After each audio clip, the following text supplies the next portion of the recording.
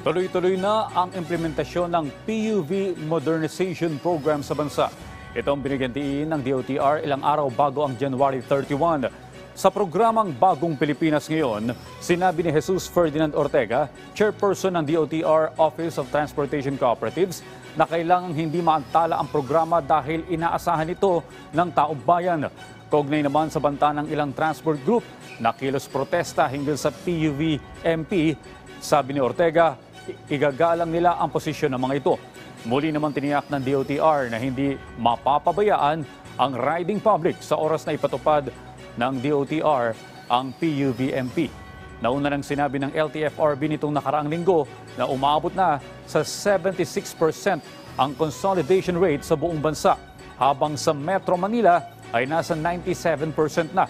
Kanila ding tiniyak na walang magiging transport crisis kahit pa may mga rutang hindi pa nakapagko-consolidate. Yun ang number one priority talaga ng gobyerno, ng DOTR, LTFRB, pati na rin ng MMDA, PNP, pati yung mga LGUs natin, lalong-lalo na sa NCR.